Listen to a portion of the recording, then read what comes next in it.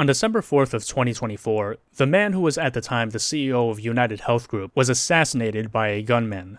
The bullet casings left behind at the scenes were reported to have 3 words etched onto them: delay, deny, depose. These are well-known terms that are used to describe some of the most common tactics that insurance companies use to avoid providing healthcare and preserving their profits. Delay refers to the tactic of being intentionally slow when processing claims or approvals for healthcare. They might repeatedly request additional information, claim that submitted documents have been lost or never received, and more. The hope here is that the process will cause so much fatigue and stress that the person requesting healthcare just gives up. Deny refers to simply refusing to provide healthcare coverage, claiming that necessary treatments are quote-unquote experimental and not covered, or arguing that the treatment provider is out of their coverage network. Of course, some delays and denials may be genuine, but these tactics are often exploited to maximize profits at the expense of patients. Finally, depose refers to the tactic of using the legal system against people trying to get coverage, forcing the claimant to go through a protracted legal battle in which they might have to testify in court, again hoping that the process wears out the claimant and causes them to give up. In the aftermath of the assassination, the internet became flooded with countless stories and anecdotes of people who have experienced grievous harms at the hands of our healthcare system, many through the very strategies that I just mentioned. Many experienced the loss of loved ones after being denied treatments they needed. Others have had their families plunged into bankruptcy, all for the simple crime of needing healthcare at one point. The brokenness of our healthcare system and the intentional and deliberate steps that for-profit health insurance companies take to keep the system broken not only explain the shooter's motivation, but also the total outpouring of support and visceral celebration of the shooter's actions. Before I go any further, I want to make one thing absolutely clear. Nothing I say in this video should be interpreted as condoning the shooter or their actions. Again, let me be clear. I do not endorse violence of any kind, whether it is carried out with a gun or a massive bureaucratic apparatus designed to extract maximum profits from desperate people. I am making this video to help explain how our healthcare system works, or rather does not work, and how we can fix it. I also want to explain how certain very well-paid figures in our media try to confuse and distract people to protect corporations like United Health from people's outrage. This video is for people who may be familiar with this news story but don't have enough context to fully understand it, and for people who know that they don't like our healthcare system but don't know about the potential solutions that exist. With that, let's begin. To understand our healthcare system and how we can fix it, there's a central concept you need to know called the risk pool. It's at the heart of how insurance companies work, and it's the reason why we have such a thing as insurance in the first place. Consider this. Why do we have to buy healthcare from insurance companies? After all, we don't get the treatments or medicine from the insurance companies. They don't perform the treatments. They don't train the doctors. They don't build the hospitals. Why not just buy healthcare directly? Well, for a lot of treatments, you can. However, for many life-saving and important treatments, this is simply not possible. In the United States, life-saving surgeries can easily go above $100,000, not to mention all of the follow-up treatments needed. Life-saving medications that cost dollars to make can cost hundreds to buy. Even the ambulance ride to get to the hospital can cost you thousands. Obviously, these costs are out of reach for the vast majority of people, yet we all need healthcare eventually, so what do? This is where insurance steps in. You see, what insurance companies do is maintain a risk pool. When you sign up for an insurance policy, you pay a monthly fee to the company, just like a subscription service like Netflix or Spotify. This monthly fee is what is called a premium. This money goes into the risk pool, which is a large fund with many people paying money into it. Now, you might ask, why would you continue paying this fee even if you don't need healthcare? You see, what you are paying for is not just healthcare, but coverage. If, God forbid, you are ever in need of serious medical care, the normally out-of-reach costs for these treatments will be paid for with money that comes out of this risk pool that you and millions of others are paying into. The idea is that while everyone needs healthcare, not everyone will need the same amount of healthcare, and not everyone faces the same amount of risk. Some people might pay in their whole lives, but need very little healthcare. Others might need a lot. The insurance company's job is to balance these risk probabilities and get enough low-risk customers in the pool to cover the high-risk ones. By all paying into the same pool, the risks we all face can be spread out, so that those who need help should always get it, and the rest of us can live with the reassurance that if we or our loved ones ever need help, it will be there for us. You may have heard of insurance companies offering people lower fees if they can prove that they exercise regularly, or even providing free gym memberships to their customers. This is because staying healthy can make it less likely for you to need expensive medical care, and they can keep more of that money in the risk pool. This is, of course, a highly simplified picture of how insurance works, but it is the central concept behind health insurance and many other types of insurance. The concept is sound, but as we've already seen, this can go very badly when it's run for profit. Obviously, the way that a for-profit insurance company generates profit is by skimming off the top of this risk pool, by taking the money that's left over when not paid out to the people getting medical care. The less they pay for care, the more profit they make. This is what creates the incentive for health insurance companies to prevent their customers from getting care or avoiding paying for it. And they've developed complex and powerful systems to help them do this as much as possible, such as the 3Ds that we discussed, and more. United Health, in particular, is not only the largest health insurance company in the US, it is also number one in the amount of claims that they deny, denying treatment or funding to a third of all requests. This, I submit, is the fundamental problem of the healthcare system in the United States. By making healthcare for profit to this extent is to set up a system where the healthcare providers that get ahead are the ones that provide healthcare the least. This is a system where the success of a healthcare provider is not measured by the quantity or quality of care that they provide, but by the amount of care that they prevent people from getting. This is not a healthcare system. This is an anti-healthcare system. So by now, it should be clear how and why our healthcare system is broken. So that leads us to the question, how in the world do we fix this? I'll start with the good news. There is a solution, and it's been around for a very long time. In some countries, it's been around for almost 100 years. It's called universal healthcare. It's a policy that has been adopted by every developed country in the world, as well as many countries that are considered to still be developing. You know which country doesn't have it? That's right, the United States of America. The name universal healthcare is pretty self-explanatory. It's a policy where everyone in the country has health coverage. But how does it work? There are a few different ways to implement universal healthcare, and different countries can have different methods. But the one I will focus on in this video is a very popular version that is used by many major countries, single-payer healthcare. Here's how it works. Recall the concept of the risk pool from earlier. In a single-payer system, instead of many different for-profit health insurance companies, there is one primary insurance provider for the whole country, which is run by the government, the single payer. Under this system, everyone in a country pays into a single, unified risk pool fund instead of many different companies, and when someone needs healthcare, the bill goes to the government instead of an insurance company. So if single-payer healthcare and private healthcare work in such a similar way, why is it that much better? Well, it turns out that having a large, unified risk pool under a single-payer system has numerous advantages. First of all, simply being a public, universal healthcare system eliminates the incentive for healthcare providers to deny care for extra profit. In a public, single-payer system, the only money not used to provide care is for administrative costs, freeing up much more money to provide care and keep costs low for everyone. Second, because everyone pays into and all healthcare providers operate under the same insurer, the government, there is no longer any such thing as treatments or providers being quote-unquote out of network. Under the US healthcare system, it's routine for people to be saddled with medical debt because they have to get treatments from doctors or hospitals that are not covered by the given company. This is not always because the patient just didn't read their agreement well enough. It's incredibly easy to find news stories about people who have had medical emergencies only to be saddled with debt because the ambulance that responded to their 911 call was out of network, or because they were taken to a hospital that was out of network. Under a single-payer system, this never happens because healthcare providers are all under the same network.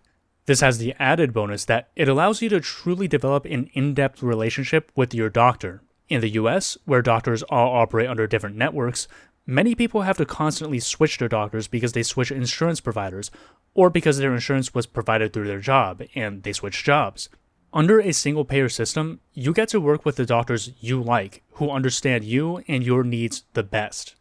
Third, the gigantic unified buying power of a single-payer system gives the government enormous bargaining power when it comes to negotiating prices for treatments and medication, once again saving money and making healthcare more affordable for everyone. Fourth, a single-payer system with no cost at the point of treatment aligns the incentives of healthcare providers and patients. In a for-profit health insurance system, needing treatment could mean a lot of stress dealing with an insurance company and going into debt. It's common for many people to develop a health issue only to ignore it and hope that it'll go away because they know that they can't afford treatment, only for the problem to spiral and grow bigger until it is life-threatening, forcing them to receive major emergency treatments and going into debt. Under a single-payer system, where there are no upfront costs for treatments, people are incentivized to get regular checkups, to see a doctor when anything is wrong, and seek out preventative care. In the end, this saves the system a lot of money, makes everyone healthier, and frees up medical resources for those who really need them. Finally, everyone is insured. The tragedies and cruelty that you hear of from our healthcare system are gone, abolished, and everyone in the country gets to live free from the stress and worry that they might have to choose between life and bankruptcy if they get sick. These are just a few of the benefits that come from a single-payer universal healthcare system. I want to stress that this is not mere conjecture or theorizing. Many countries around the world that have implemented single-payer healthcare routinely spend much less on healthcare than Americans and get better results, from life expectancy to infant mortality rates. And again, they achieve all of this while making sure everyone in the country gets the healthcare they need, and that no one goes bankrupt for being injured or falling ill. As a final note, I focused on single-payer systems in this video, but they're not the only way to implement universal healthcare. For example, Germany has universal healthcare and one of the most efficient healthcare systems in the world, but it doesn't use a single-payer system. Instead, Germany has 96 independently operating insurance agencies called sickness funds, so this would be more like a 96-payer system. Still, these sickness funds are non-profit and funded by the government. Additionally, private insurance still exists for the small percentage of Germans who want to pay for it. In the same vein, some viewers might object to my arguments in favor of publicly funded healthcare. There are people who argue that the problems with the American healthcare system is not that we don't have enough government involvement, but that we have too much government involvement, and that private insurance in a truly free market is the answer to our healthcare issues. People making this argument typically cite countries like Singapore and Switzerland as countries that utilize a lot of private healthcare and achieve great results. This is true, but to use these countries as an argument for less government intervention in the United States, I submit, leaves out a lot of context about how these systems really operate. For the sake of argument, let's take a brief look at both systems. Singapore has universal healthcare and achieves this with a robust mix of private and public healthcare providers. The majority of primary healthcare is offered by private clinics. However, the majority of hospitals in Singapore are government-run and non-profit, and up to 80% of Singaporeans get their more serious and involved hospital care from these public hospitals. Furthermore, Singapore's government heavily subsidizes the cost of hospital visits and many medications, as well as directly controlling prices to keep them low. Additionally, Singapore has their equivalent of an individual mandate, where every single citizen is required by law to pay a percentage of their monthly salary into a government-run insurance program called Medisave. And Singapore also maintains a government fund for people for whom Medisave is not enough to pay their expenses. In the case of Switzerland, publicly financed care also constitutes the majority of healthcare in this country. And, like Singapore, the government requires everyone by law to pay for some kind of health insurance, with much of it offered by non-profit insurers, similar to Germany. Both countries regulate costs and require universal health coverage by law, and do not rely on market competition alone. Basically, it is true that these countries use systems that mix private and public healthcare, but I submit that they fail as arguments for the idea that American healthcare should be even more private and even more deregulated. They do not serve as arguments that a privatized, free market healthcare system is the solution for an effective and efficient healthcare system. The bottom line is that people who insist that the answer to our healthcare issues is less government intervention and more deregulation need to account for why this approach is not taken by any other developed country in the world, and why these countries constantly get better healthcare results for less money while providing healthcare to everyone. I have nothing against the idea of implementing universal healthcare through a mixed public and private system, but those who want to follow Singapore and Switzerland's examples need to closely examine exactly how their systems work and how they are different from ours. So by now, you may be asking, if our healthcare system is so obviously bad and there are alternatives that are already proven to be better, why don't we just implement one of them? Indeed, the idea of universal healthcare and even single-payer healthcare has consistently proven to be popular with Americans in polls, and there is a decent and growing number of American politicians who support these ideas, yet none of them have been successful yet. Why? I don't pretend I can give a complete answer in a single video, but there are some major factors I want to discuss. First, part of the answer is simply ideological. The echoes of the Cold War in our culture are very real, and many people are simply ideologically committed to the idea that a private and unregulated marketplace is simply the best answer to all social problems, and are also afraid of considering policies that might even look similar to socialism. However, I don't think that this is the main issue in our current state of political discourse. You see, for-profit healthcare is quite profitable and powerful, and these companies have a lot of financial power that they use to influence politicians and the media. You see, when you have a large media apparatus that is well integrated with a particular political party and comprised of millionaires funded by billionaires, they have a job to do, which is to rile up as much people as possible and get them to vote against things that would be good for them, but bad for the working class. And they have come up with rhetorical strategies to accomplish this. One of these strategies is something often called the culture war. You see, talking heads who want to attack the idea of universal healthcare don't spend a lot of time arguing against the efficacy of the concept, because, well, that would be really hard. At most, they might argue against a philosophical idea that healthcare is a right, or hyper-focus on anecdotal instances of universal healthcare systems having long wait times. Besides this, they don't spend a lot of time defending private healthcare directly. Instead, they spend time on other talking points, usually ones that they've found to get strong emotional engagement from their audience. These are things like wokeness, or LGBT rights, or racial justice, where the talking heads can take these things and blow them up to make them feel like existential threats to their audience. Then, they hammer home the idea that these threats are all being pushed by the amorphous left. Finally, when the issue of healthcare comes up like it is now, instead of defending their viewpoints directly, they can simply say that contempt for greedy private healthcare companies is something on the left. And therefore, if you're fed up with our healthcare system and you want to see these greedy healthcare companies replaced with a universal healthcare system, you are also on the side of the woke leftists, and that this will result in the left winning, taking control, and then coming after you. The idea is, since their audiences are so primed to reject anything woke, if they tell them that being fed up and done with our private healthcare system is woke or leftist, then their audience will automatically reject the idea. Or so they hope. In the days following after the assassination, political commentators of all kinds predictably stepped up to offer their immediate takes. This includes Ben Shapiro and Matt Walsh, who are two of the most popular right-wing talking heads online, who both uploaded segments condemning the shooting and portraying the cause and celebration of the shooting as being from the left. What makes these segments so noticeable is not so much the content of the segments themselves, but from the passionately negative responses that they got from their own audiences. In the comments of these sections, numerous commentators identifying as conservatives or fans of these two came out to disagree with their left-right partisan framing. They offered up anecdotes of how they personally have been screwed over by United Healthcare, or blamed the loss of their loved ones on United Healthcare's greed. As it turns out, the greed and callousness of privatized healthcare is not something that only affects people on the left. With that in mind, I want to spend the next part of this video analyzing Walsh and Shapiro's failed rhetoric, and articulate what their rhetorical strategies are so that, hopefully, people on the left and right will be better equipped to notice these strategies in the future, and see right through them.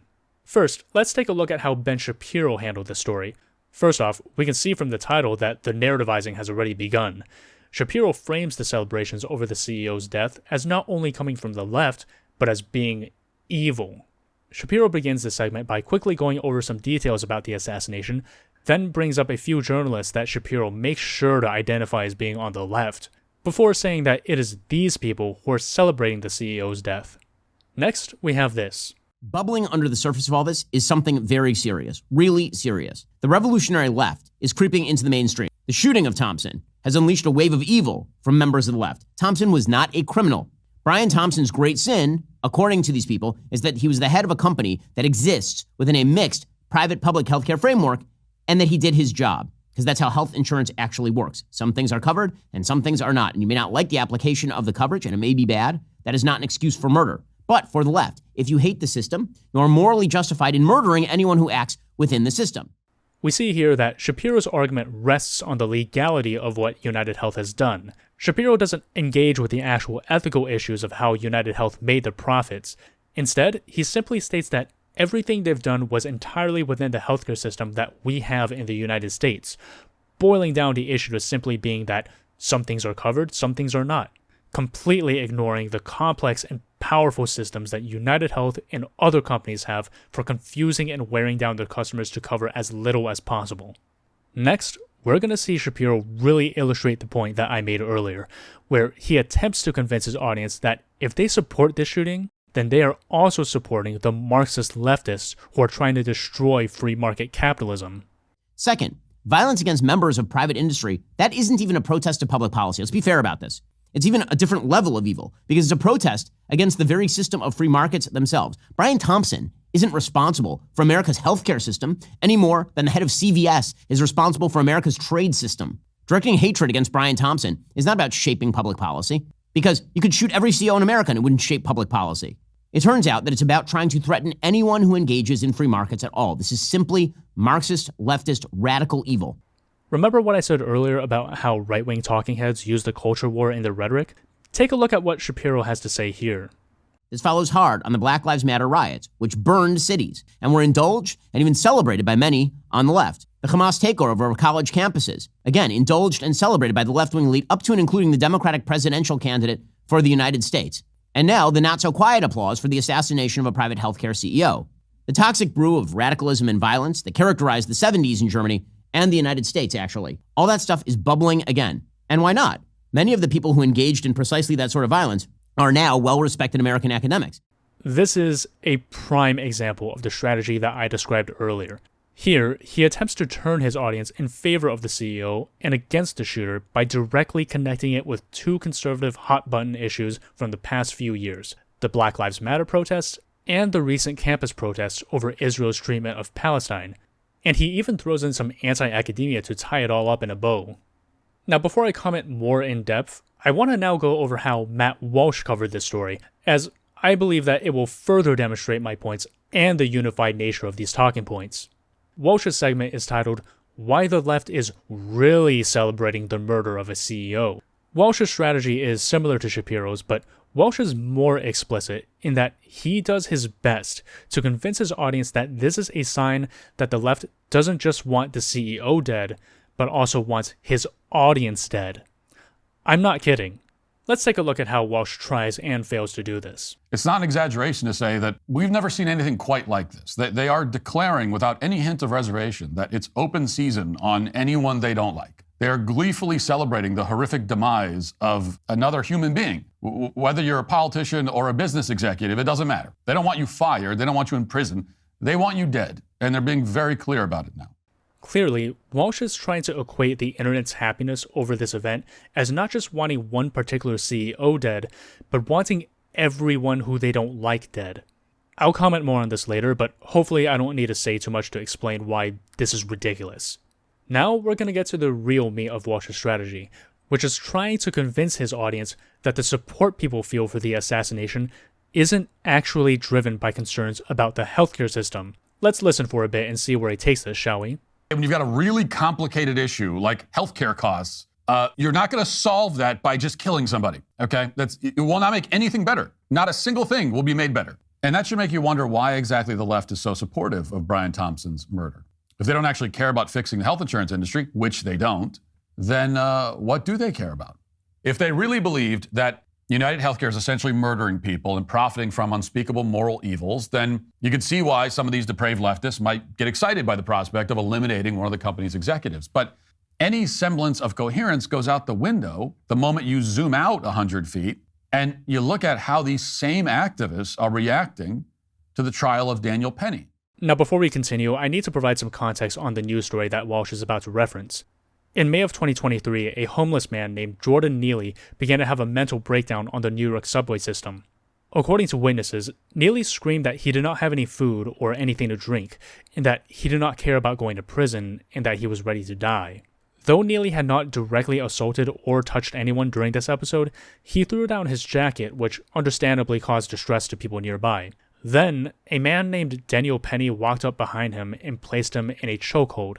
Penny reportedly kept Neely in a chokehold for about 5 to 6 minutes. A video captured by a journalist showed that Penny continued to apply a chokehold for about a minute even after Neely had stopped struggling and had gone limp. Despite attempts from emergency responders to revive Neely, he was pronounced dead upon arriving at the hospital. Jordan Neely had been homeless for most of his adult life and had an extensive history of mental illness. Neely's mental illness began when he was 14, after his mother was murdered. Her body was disposed of and discovered in a gruesome manner, and Neely had to testify in the trial for the murder of his own mother.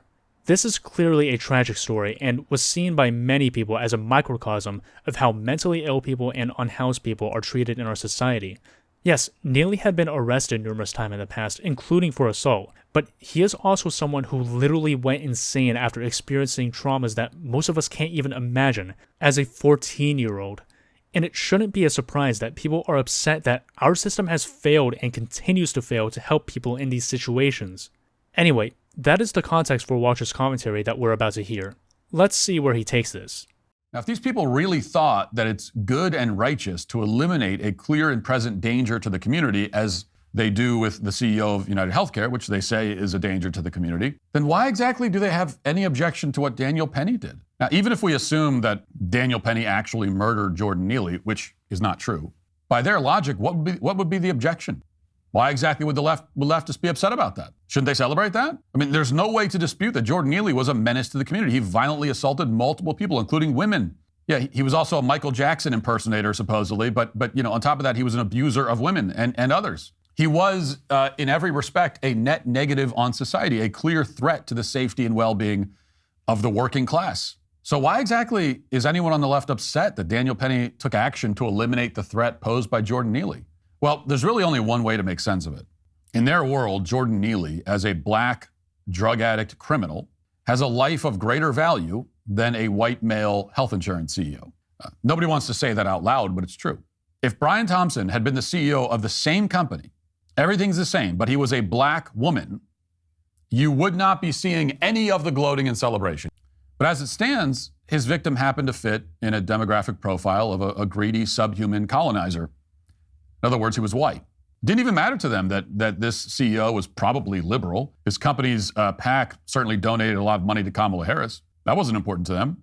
So what we're left with is murderous, unrestrained, anti-white race hatred under the guise of concern about health insurance costs. Their primary interest is destabilizing the country by dehumanizing as many white people as possible.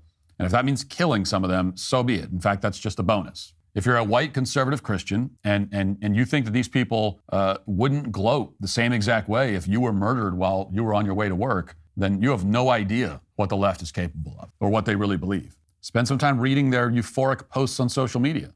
And soon enough, you'll find that even if you're not the CEO of a major health insurance company, they will have no problem coming for you next. Yes, you heard him right.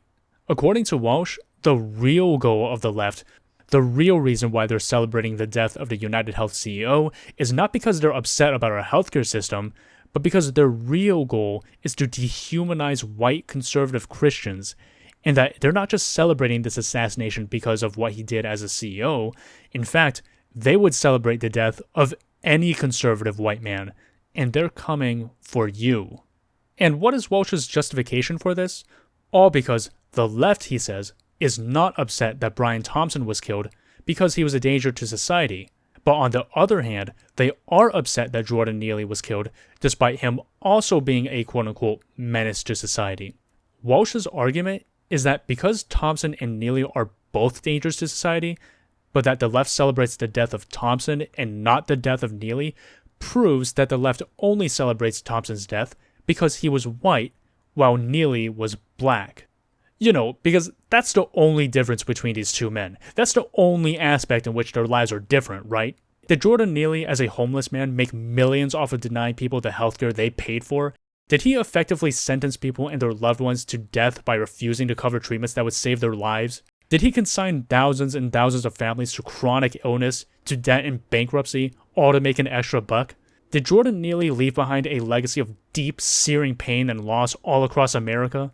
Again, I'm not saying that Thompson deserved to be killed, but if you ask yourself these questions, maybe you'll discover why people have a different reaction to these two people's deaths. But this really perfectly illustrates my point, doesn't it? Walsh is clearly trying to stamp out the outrage over healthcare that his audience feels by trying to convince them that if they support the shooter's actions, if they join the left in expressing outrage over our broken healthcare system, then they are supporting people who are literally coming to kill them next, simply for being white conservatives, illustrating my point about how these talking heads use culture war issues and negative associations to try and get their audience to oppose policies that would help them. In this case, Walsh is trying to cash in on a long-running narrative in right-wing media that left-wing activism for black people is actually driven by hatred for white people, and hoping that associating this narrative with the people celebrating the assassination will cause conservatives to give up their support and oppose those who are calling for a new healthcare system. Make no mistake, Walsh knows perfectly well that what he is saying is stupid. He knows that his argument is a giant, ridiculous leap of logic, and he knows that it is nothing but hysterical fear-mongering meant to rile up his audience. Both Walsh and Shapiro are millionaires paid by billionaires to do what they do, and I'm so glad that this rank propaganda isn't working on their audience. Speaking of their audience, I want to now conclude this video by offering an olive branch to anyone who considers themselves a conservative or on the right, who nonetheless sat through this whole video. First of all, thank you for watching and considering what I have to say. We probably disagree on quite a few things, but if you sat through all of this, you probably share my opinion that our healthcare system is broken and needs to be fixed. Now, you might not agree with my opinions on a lot of things, and I might not agree with you, but the trans person who wants to use the bathroom of their choice is not the one who is threatening you and your family with death or bankruptcy if you should ever become ill. Please understand that achieving a universal healthcare policy in America is not a victory for the left. It's a victory for all of us. You don't have to stop being a conservative or stop believing in free markets if you support universal or single-payer healthcare. I know this because conservatives in other countries also know this. For instance, the UK is a country that has universal healthcare through a single-payer system, through a government system called the National Health Service.